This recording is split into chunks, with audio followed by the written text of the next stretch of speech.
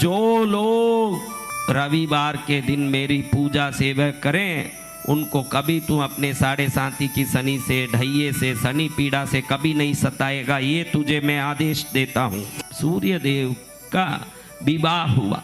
क्या हुआ? सूर्य देव का विवाह हुआ। किन का विवाह हुआ? सूर्य देव का। हाँ, कई लोगों को सूर्य देव का विवाह बोला ना तो सूर्य देव कान में ही नहीं पड़ा, विवाह सुनते अच्छा विवाह हो रहा है। तेरा नहीं रे नालायक, सूर्य देव का विवाह। किसका? सूर्य देव का विवाह। सूर्य देव का विवाह हुआ। बड़े उत्तम कोटि के घर से उषा देवी नाम की कन्या उनकी पत्नी बनी। हाँ, सूर्य किरणों का नाम उषा है। सूर्य के किरणें जो है ना, उषा काल बोलते हो ना जी गुरुदेव। उस समय में ये देवी प्रशस्त रहती है। उषा देवी घर आई तो देखती है कि पति बहुत गर्म है।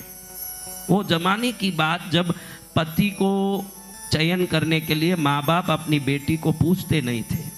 कुछ समय पहले भी ऐसा था, बच्ची की सगाई तो माँ बाप करते, जिससे करवाया उससे कर लेती। वो एक जमाना था कि नहीं?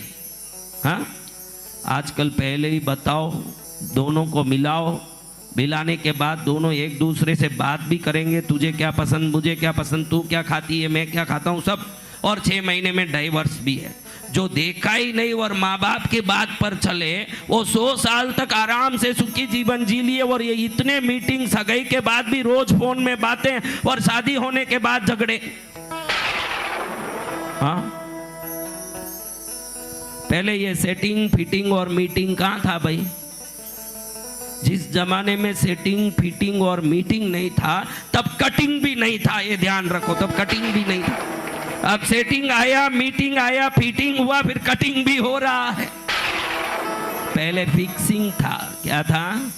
फिटिंग नहीं था। जब भी फिट करोगे निकलने का डर है, फिक्स करोगे तो कभी डर नहीं होगा। उस जमाने में मैरिज को फिक्सिंग ही कहते थे, मैरिज फिक्सिंग। अब है नहीं, फिटिंग है, मैरिज फिटिंग, फिट करना। अब आई उषा देवी, देखी कि बहुत गर्म है मेरा पति, हम इतने दूर बैठे हैं, अभी इतनी गर्मी लग रही हो तो भगवान भला करे इस पंखे का। बोलो पंखे को धन्यवाद। धन्यवाद।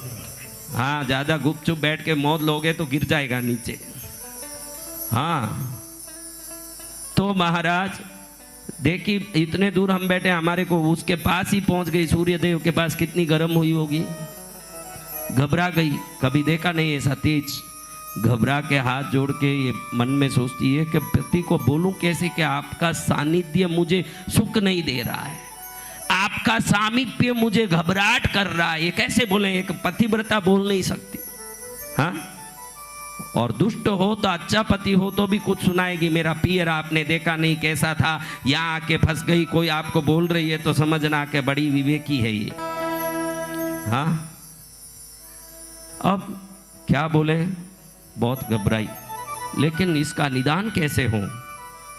बहुत सोच के सोची कि पति के पास रहना पतिव्रता का धर्म है और मेरा शरीर इनका तेज मान सके ऐसा मेरे शरीर में परमाणु नहीं है। तो मैं क्या करूं? अपने शरीर के तेजस परमाणुओं को निकाल के इस जैसा ही एक रूप बनाया। क्या बनाया? स्वयं जैसा ही एक रूप, वैसा एसिटिस। आजकल क्लोनिंग कहते हैं ना, एक रूप से दूसरा रूप बनाना। वो पुराने जमाने में ही था क्लोनिंग। उषा देवी ने अपना रूप बना दिया। उस रूप को कहा कि तू तो परमाणुओं का पिंड है, तू कैसा भी तेज सहन कर सकती है, मैं तो एक देव पिंड हूँ, मैं नहीं सहन कर सकती हूँ। इसलिए मैं हिमालय में जाके तपस्या करूँगी, इस पृथ्वी दल पर जाऊँगी सूर्यमंडल से, तू इनकी सेवा करना। क्या करना? सेवा। लेकिन इनको पता नहीं चलना कि तू प्रतिरूप है, असली रूप नहीं है। असली रूप नहीं है मालूम पड़ेगा तो भी मेरे पतिव्रता पने पर एक खंडन लगेगा। इसलिए तू सेवा ऐसी करना मेरे पति को कभी मालूम नहीं पड़ना कि ये डुप्लीकेट है। क्या नहीं मालूम पड़ना? डुप्लीकेट। डुप्लीकेट है पत्नी, डुप्लीकेट। डुप्लीकेट पत्नी किसको पसंद आई? तो उनको छोड़ के ये उषा देवी पहुंच गई हिमालय में। हिमालय में उषा देवी कोई अश्विनी कुमार हुए, सूर्य बाद में आए, ये कहानी छोड़ो। अब वो ये दो डुप्लीकेट आई, ये थी तो डुप्लीकेट, रूप तो ये थी उषा देवी, ये उसकी छाया थी, तो इसका नाम छाया पड़ा। क्या पड़ा? छाया देवी। छाया देवी। अभी छाया किस रंग की होती है महाराज? काली। तो कितनी भी तेजस्वी हो, सूर्य को सहन कर सके ऐसी तेजस्वी हो, लेकिन अंदर से इसके जो छवि थी वो काली थी, क्योंकि छाया थी ये। तो सूर्य को मालूम ही नहीं पड़ा कि ये एक प्रतिरूप है। इतनी कौशल्यता के साथ, कौशल के साथ ये पति को हैंडल करती थी। क्या करती थी? हैंडल। हाँ, आज भी कई पत्नियां हैंडल ही करती है, संभालती नहीं, हैंडल ही कर रही। जब ये हैंडल कर रही थी तो इनको एक बच्चा हुआ। क्या हुआ? अच्छा। ध्यान रखना, डॉक्टर आजकल कहता है आप गर्भिणी हो तो एक सुंदर तस्वीर लगा लो बच्चे का घर में, उसको देखो, क्योंकि आप जो रंग और गुण के हो वो बच्चा नहीं होता, आप जो सोचते हो, जिस पर दिमाग लगाते हो वैसा बच्चा होता है। तो इसका बच्चा काला हुआ। कैसे हुआ? अब ये बच्चा काला था और छाया पीछे चलती है तो बच्चा थोड़ा मंद गति भी था, एकदम मंद। अब ये मंद गति का बच्चा काला। देवलोक के बच्चे कैसे? हाँ, एकदम चमाचम चमके। और इसमें ये बीच में जाएं तो अमेरिका के बच्चों में अफ्रीका का बच्चा आ गया हो, इस टाइप का दिखता है। ये पूरे अमेरिका के बच्चे हो, उसमें एक अफ्रीकन बच्चा घुस जाए तो कैसे लगेगा महाराज? ऐसे दिखे। तो सब बच्चे कहे अरे कालिया कालिया, छेड़े उसको। तो ये बड़ा घबराए बच्चा, क्योंकि इसको इसका क्या कसूर है? जैसे माँ ने जन्म दिया वैसा बच्चा बड़ा दुखी होता है कि सब मुझे छेड़ते हैं। खेलने में भी इतना होशियार नहीं है। दूसरे बच्चे 1 मिनट पे एक दूसरे को पचाड़ लेते हैं, ये खड़ा खड़ा मुँह ही देखता है, सब मजाक उड़ाते हैं। अब दिनों दिन ऐसा हो गया कि बाहर निकले नहीं उसके पहले कालिया आ गया, कालिया आ गया, कालिया आ गया, ये सब चिल्लाए। अब इसको बहुत दुख हुआ। एक दिन बच्चे बच्चे में लड़ाई हुआ तो लोगों ने इसको खूब सुना दिया, देवलोक के बालकों ने। सीधे माँ के पास जाके खूब रोया, माँ सब मुझे कालिया कालिया कहते, मेरे को काला क्यों जन्म दिया तुमने? देखो गणेश जी गोरे हैं, कार्तिकेय जी गोरे हैं, कुबेर जी गोरे हैं, जितने बच्चे खेल रहे हैं सब गोरे हैं, मेरे को क्यों काला किया? वो भी रोने लगी। मैं क्या करूं बेटा, ये रहस्य ना तो मैं बोल सकती हूँ न निगल सकती हूँ, ये बात को ना मैं कह सकती हूँ न रख सकती हूँ, मेरा ये हालत है। बोलूंगी तो दिया हुआ वचन चले जाएगा, नहीं बोलूंगी तो बेटे का ये दुख। एक दिन ऐसा हुआ कि खूब लड़ाई हो गया बच्चों में।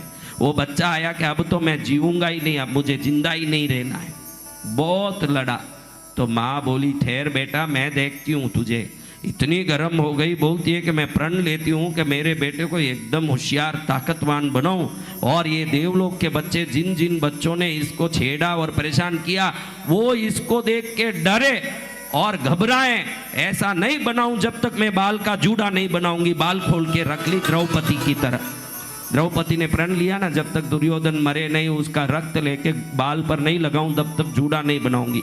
छाया ने भी अपना बाल खोल लिया, खुला कर लिया, और बैठ के सोचती है कि बेटे को होशियार कैसे बनाऊं। बेटा होशियार होना मंद है, होशियार होना विवेकी होना कैसे होगा? फिर लगा कि किसी गुरु के चरण में जाके ही विवेकी होगा, बिना गुरु का ज्ञान कैसे आएगा? किसी गुरु के पास पहुंचेगा विवेकी हो जाएगा, इसको किसी गुरु के पास छोड़ना। बैठ के अपने अंतर ध्यान से ध्यान किया कि कौन गुरु हो सकते हैं। ऐसा लगा कि ऋषियों के पास छोड़ूंगी तो वो मोक्ष ज्ञान, वेद ज्ञान, विद्वत ज्ञान देंगे, लेकिन ये बच्चे तो मंत्र तंत्र सिद्धियों से भी भरे हुए हैं। उनको पछाड़ना हो तो हर प्रकार का ज्ञान चाहिए, खाली यूँ आत्मज्ञान आत्मविद्या से चलेगा नहीं, उसमें तो सभी विद्या चाहिए। तो उसमें ऋषि मुनि या कोई साधु संत चलेंगे नहीं। और जितने देवलोक के देवता हैं वो सूर्य देव से तो नीचे ही हैं सब, उनसे क्या मेरा बेटा शिक्षा लेगा? तो गुरु कैसे होना चाहिए? 1 मिनट ध्यान की कि मेरा अतीन्द्रिय साक्षी बताएं कि इस संसार में ऐसे कौन से गुरु हैं जो इहलौकिक परलौकिक दोनों विद्याओं को, यानी आत्म विद्या के साथ, योग विद्या के साथ, भौतिक विद्या से, मंत्र तंत्र यंत्र विद्या से ज्ञान गुण संपन्न कर सके। ज्योतिष विद्या, आकाश विद्या, तारा विद्या, खेचर बूचर विद्या, सामुद्रिका लक्षण विद्या, हस्तरेखा विद्या से लेके युद्ध विद्या, शास्त्रीय विद्या, संगीत विद्या, चित्रकला विद्या, नृत्य विद्या जैसे सभी विद्या में पारंगत कर सके। 1 मिनट ऐसे ध्यान की छाया को तो आकाशवाणी हुई उस समय में आकाश से, हे छाया, तू जो ध्यान कर रही है कि सर्वोत्तम गुरु चाहिए जो तेरे बेटे को गुरु बना सके, गुरु बन सके और बलवान बना सके, वो तीनों लोकों में सिर्फ भैरवनाथ के सिवाय कोई नहीं है। जय जय भैरवनाथ। किसके सिवाय? भैरवनाथ के। सिर्फ एक भैरव ही है जो मोक्ष की विद्या के साथ साथ भोग की विद्या भी सिखा सकता। संसार में किसी की ताकत नहीं। जैसे ही आवाज हुई, छाया प्रसन्न हुई, सूर्य देव को न बोलते हुए छुप के अपने बेटे को लेके भैरव लोक में जाती है। देखती है कि भैरव लोक में पहले वलय में असितांग भैरव, रुरु भैरव, चंड भैरव, उन्मत्त भैरव, क्रोधन भैरव, कपाल भैरव, भीषण भैरव, संहार भैरव, अपने 64 लाख भैरवियों के साथ हर एक भैरव खड़े हुए हैं। दूसरे वलय में जाएं तो 64 योगिनियां, हर एक योगिनी 64 करोड़ योगिनियों के साथ खड़ी है। तीसरे वलय में जाओ तो गणेश आदि अनेक गणनायकों वहां चारों तरफ खड़े हैं, वीरभद्रादि। पांचवें वलय में जाओ तो बेताल, यक्ष, राक्षस, किन्नर, किंबुर, साड़ी, कुल 16 करोड़ लोगों का पांचवा वलय है। छठे वलय में जाएं, 7वें वलय में पहुंचती है, तब देखती है कि दरबार में 1400 योजन ऊंचे दरबार में भगवान भैरव भैरवी को गोद में लेके बैठे हैं। उस जगह पर स्वयं देव दानव इंद्र चंद्रादि भैरव के सामने स्तुति कर रहे हैं। स्तुति करने वालों की भीड़ इतनी है उस जगह पर, उस जगह में जो भीड़ खड़ी है उस भीड़ में छाया देवी समुद्र में मछली की तरह लग रही है, उतना भीड़ है। वहां जाके हाथ जोड़ के कहती है कि मेरे बेटे को आप कृपा करके कुछ विद्या दे दें। भैरव जी कहते छोड़ के जा तेरे बेटे को। उसको वो परांगत करते हैं भैरव जी। 40 लाख वर्ष तक, कितने वर्ष तक? 40 लाख वर्ष तक भैरव के चरण में ये बालक विद्या सीखता है। मंत्र विद्या, तंत्र विद्या, यंत्र विद्या, धनुर्विद्या, खड्ग विद्या, त्रिशूल विद्या, गदा विद्या, मुशल विद्या, पाश विद्या, अंकुश विद्या, युद्ध विद्या, मैदान विद्या, खेचर विद्या, भूचर विद्या, पशु भाषा ज्ञान विद्या, पक्षी भाषा ज्ञान विद्या, भूत भविष्य वर्तमान ज्ञान प्राप्ति विद्या, सर्वज्ञता करी विद्या, अक्षर ज्ञान सिद्धि विद्या, ज्योतिष विद्या, शास्त्र विद्या, सामुद्रिका लक्षण विद्या, मनुष्य विद्या, आत्म विद्या, सिद्धि विद्या, अक्षर विद्या, शब्द विद्या, भेद विद्या, शतभेद विद्या, सहस्र भेद विद्या, नभ विद्या, पृथ्वी विद्या, अग्नि विद्या, जल विद्या, 1,36 लाख अलग अलग विद्यों से 40 लाख वर्ष तक इस बालक को भैरव तैयार करते हैं। बालक ऐसे तैयार हुआ, नृत्य विद्या, चित्रकला विद्या, संगीत विद्या, ललित कला विद्याओं में सही, युद्ध विद्या में सही, मंत्र तंत्र यंत्र आदि विद्याओं में सही, विभिन्न विद्याओं में विभिन्न ताकत डाल सके, इतना परांगत हुआ। तब भैरव जी बोले तेरी माँ को बुला, अब तेरे जाने का टाइम हुआ, तू शिक्षित हो गया। क्या हो गया? तू शिक्षित हो गया, तू जा।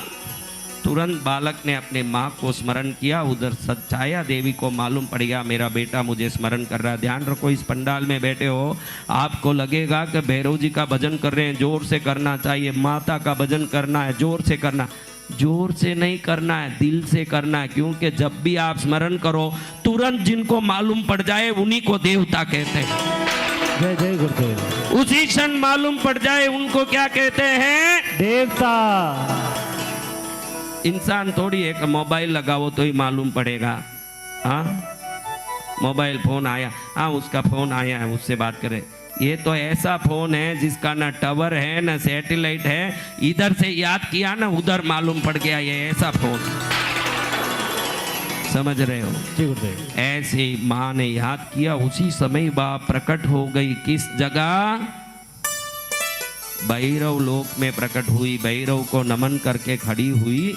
भैरव अपने तेजस्वी आकृति और दिव्य मुद्रा से आशीर्वाद छाया देवी को देते कहते हैं, छाया सूर्य पत्नी, तेरे सब रहस्य को मैं जानता हूं, भले ही तू दुनिया को छुपाती हो, तू कौन हो न तेरा बेटा कौन है ये सब मैं जानता हूं, फिर भी मैंने इसको पूर्ण विद्यावान बनाया है। अब इसकी विद्या पूरी हुई, इसको घर ले जाओ। हाँ ले जाओ।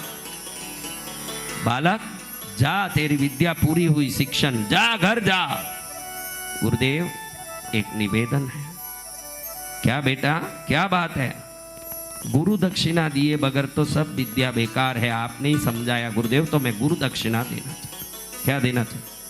मैं गुरु दक्षिणा देना चाहता हूं, मुझे गुरु दक्षिणा देने की आज्ञा दे।